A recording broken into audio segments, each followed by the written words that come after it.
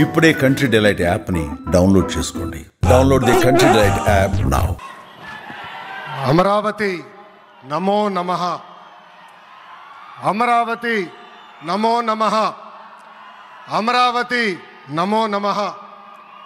వేదిక మీనున్న architect of modern Bharat గౌరవ ప్రధానమంత్రి నరేంద్ర మోడీ గారికి, మన పేదల నాయకుడు గౌరవ ముఖ్యమంత్రి చంద్రబాబు నాయుడు గారికి, నా అన్న గౌరవ ఉప ముఖ్యమంత్రి పవన్ అన్నకి, వేదిక పైన ఉన్న ఇతర గౌరవ పెద్దలకు, ప్రాణాలు సైతం లెక్క చేయకుండా అమరావతి కోసం పోరాడిన రైతులకు, ప్రజలకు నా హృదయపూర్వక నమస్కారాలు.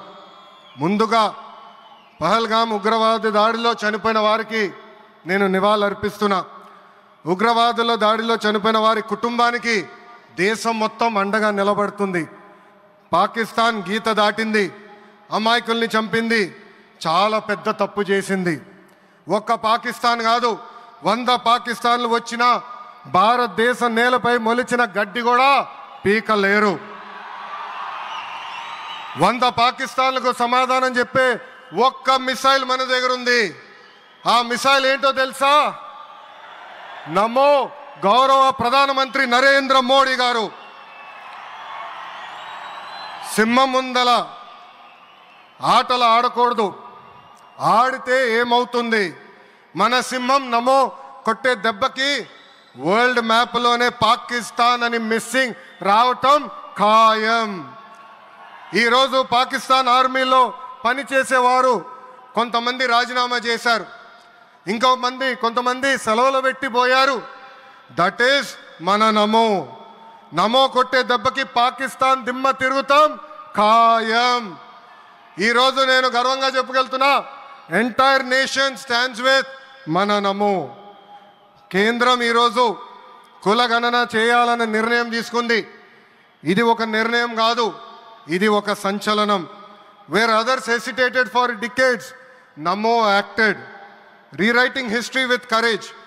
True to his commitment to empower the marginalized and deprived, Namo's bold stroke will deliver social justice in its truest form. నమో గారికి ఆంధ్రప్రదేశ్ అన్న, అమరావతి అన్న ఎంతో ప్రేమ. ఇప్పుడు ఆయన ఢిల్లీలో ఎంత బిజీగా ఉన్నారో మనందరూ తెలుసు. ఆయన ఈ కార్యక్రమానికి వచ్చారు.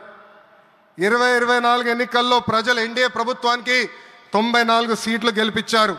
అందుకే మన ప్రధాని నమో గారు ఆంధ్రప్రదేశ్ కోరిన అన్ని కోరికలు తీరుస్తున్నారు. మొన్నే విశాఖపట్నానికి వచ్చి railway zone, NTPC green project, Nakkapalli bulk drug పార్క్కి నిధులు కేటాయించారు. ఏకంగా విశాఖపట్నం ఉక్కు ఫ్యాక్టరీని కాపాడారు. ఇప్పుడు అమరావతికి వచ్చి నిధులే కాదు పనులు కూడా ప్రారంభించబోతున్నారు. మనం ఒకసారి గతం కూడా గుర్తు చేసుకోవాలి. 2014లో రాష్ట్ర విభజన జరిగింది. కట్టుబట్టలతో మెడబట్టి మన బయటికి గెంటేశారు. ఎక్కడి నుంచి పరిపాలించాలో తెలియని పరిస్థితి. కానీ మన సిబిఎన్ గారికి సంక్షోభాలు కొత్త కాదు. ఒక పక్కన సంక్షేమం, మరో పక్కన అభివృద్ధి చేసి చూపించారు. అందరి ఆమోదం తెలిపిన తర్వాతనే అమరావతి రాజధానిగా ప్రకటించారు. రైతులు చేసిన త్యాగం వల్ల ఈరోజు అమరావతి ఏర్పడింది. ఒకే రాజధాని, అభివృద్ధి వికేంద్రీకరణ అనే ఎజెండాతో మన ప్రభుత్వం ముందరికెళ్ళింది. రాయలసీమను ఎలక్ట్రానిక్స్, ఆటోమోటివ్, రెన్యూవబుల్ ఎనర్జీ హబ్గా తయారు చేశాం. గోదావరి జిల్లాలో ఆక్వాని పెద్ద ఎత్తున ప్రోత్సహించాం. ఉత్తరాంధ్రలో ఐటీ, ఫార్మా కంపెనీలు కూడా ఆనాడు మనం తీసుకొచ్చాం. కానీ 2019 నుంచి 24 వరకు విధ్వంస పాలన మనం చూసాం.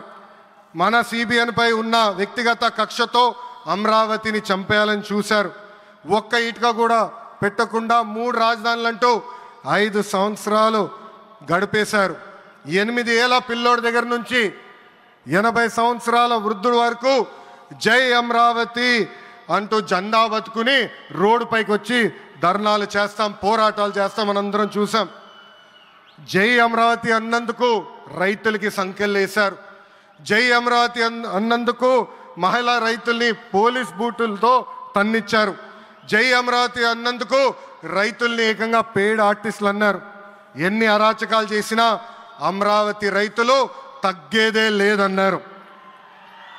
1631 రోజుల పాటు అమరావతి ఉద్యమం కొనసాగింది. 2070 మంది రైతులు చనిపోయారు. సుమారుగా 3000 మంది రైతుల పైన ఆనాటి ప్రభుత్వం దొంగ కేసులు పెట్టింది. ఎన్ని కుట్రలు చేసినా జై అమరావతి అన్న నినాదం ఆపలేకపోయారు. అయినా ఆపేదానికి పీకేదానికి అమరావతి ఎవరో ఇంట్లో పెంచుకున్న మొక్క కాదు, జనం గుండెల్లో దాచుకున్న ప్రజా రాజధాని. అమరావతికి శంకుస్థాపన చేసింది ఎవరు? మన నమో శంకుస్థాపన చేసిన అమరావతి ఆపే దమ్ము ఎవరికి లేదు. 1631 రోజుల పాటు పోరాడి అమరావతిని నిలబెట్టిన రైతులకి నేను ఈరోజు శిరస్సు వంచి నమస్కరిస్తున్నాను. ప్రధాని నమో గారి చేతి మీదుగా అమరావతి పనులు తిరిగి ప్రారంభం అవుతున్నాయి. ఇంకా అమరావతి అన్స్టాపబుల్. అభివృద్ధి వికేంద్రీకరణ అంతే స్పీడ్గా జరిగిపోతుంది.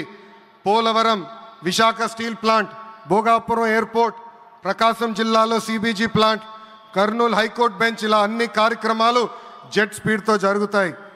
ప్రజాప్రభుత్వం ఏర్పడిన 10 నెలల్లోనే 8 లక్షల కోట్ల పెట్టుబడితో వాటి ద్వారా 5 లక్షల మందికి ఉద్యోగాల అవకాశాలు కల్పించడానికి అనేక నిర్ణయాలు మేము తీసుకున్నాం, ఒప్పందాలు కుదిరించుకున్నాం. అంతేకాదు 16,347 పోస్టులతో మెగా డిఎస్సి నోటిఫికేషన్ కూడా ఇచ్చాం. 5 ఏళ్ళలో ప్రైవేట్ రంగంలో 20 లక్షల ఉద్యోగాలు కల్పించాలని ఒకే ఒక లక్ష్యంతో ఈ ప్రజాప్రభుత్వం పనిచేస్తుంది. ఆంధ్రప్రదేశ్లో ఇప్పుడు డబుల్ ఇంజిన్ సర్కార్ ఉంది. 2 పవర్ఫుల్ ఇంజిన్లు. ఒక పక్కన మన నమో, మరో పక్కన మన సిబిఎన్ గారు. అభివృద్ధి సంక్షేమం అనేది జోడెద్దుల బండి. ఎన్ని ఇబ్బందులు ఉన్నా సంక్షేమ కార్యక్రమాలు అమలు చేస్తూ అభివృద్ధి పరుగులు పెట్టిస్తున్నారు మన సిబిఎన్, మన పవన్ అన్న. ఇంకా మనకి తిరిగే లేదు. ఇది తెలుపుకుంటూ గౌరవ ముఖ్యమంత్రి గారు ఎప్పుడూ మన పైన ప్రేమ చూపిస్తూనే ఉన్నారు.